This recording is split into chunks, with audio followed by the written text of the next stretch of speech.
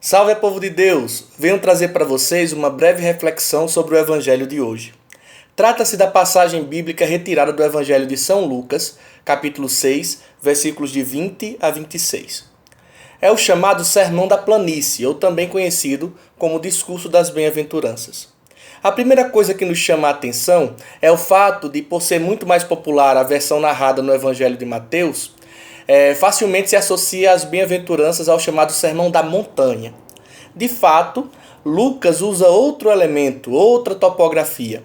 Fala que Jesus estava na montanha orando e depois desce para a planície para encontrar a multidão e aí proferir o seu sermão.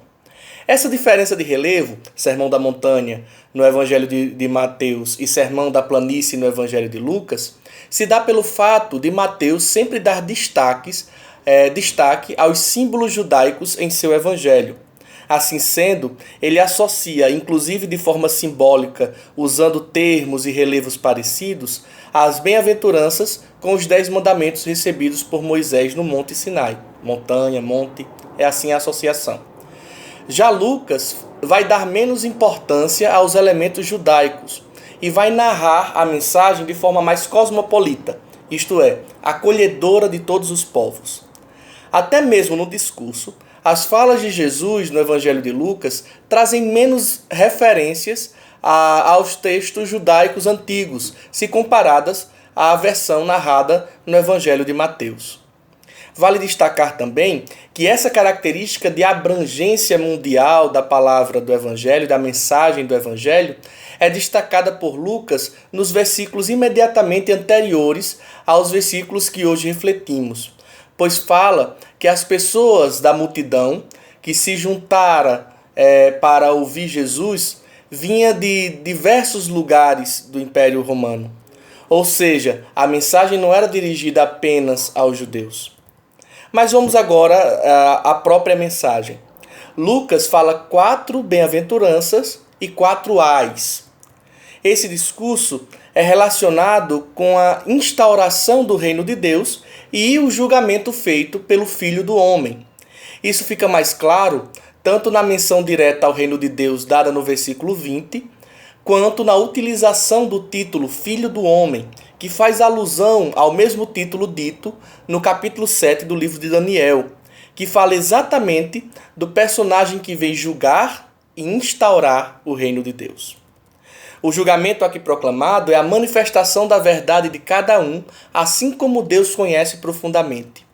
O reino de Deus é a realização da vontade de Deus, trazendo liberdade e vida para todos, a começar pelos mais pobres, excluídos e oprimidos.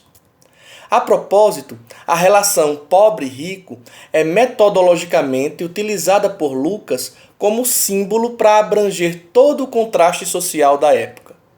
Os pobres aqui citados por Lucas, usando o termo grego ptoroi, são os pobres de fato, aqueles que nada tinham, que choram de fome.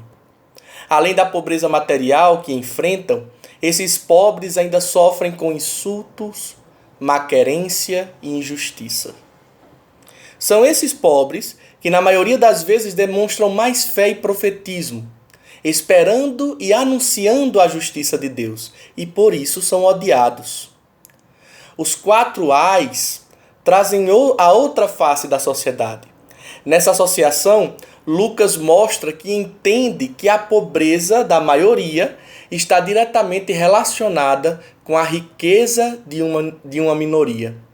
Ou seja, vou repetir, a pobreza da maioria está diretamente relacionada, ou seja, é consequência da riqueza de uma minoria. Só há pobres porque há ricos. Se sobra para alguns, consequentemente, vai faltar para outros. Jesus veio anunciar o reino de justiça. Isso daí não é justiça, não é justa medida. O reino de justiça que o Senhor vem anunciar é em todos os aspectos. Aquele que tem, deve sensibilizar-se com as lágrimas do que não tem e buscar sanar o seu sofrimento.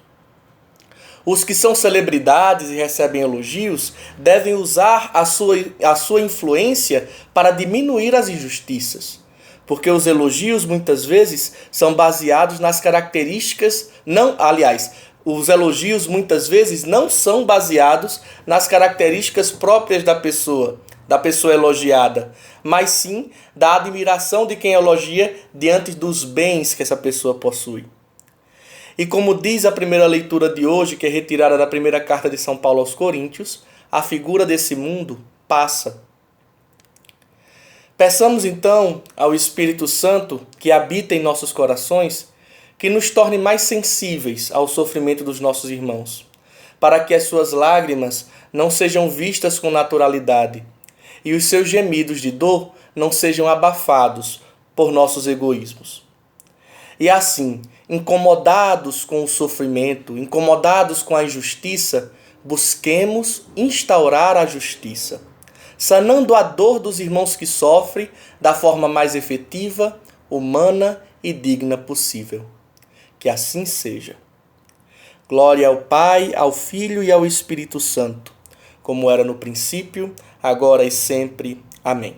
Recebam o meu abraço.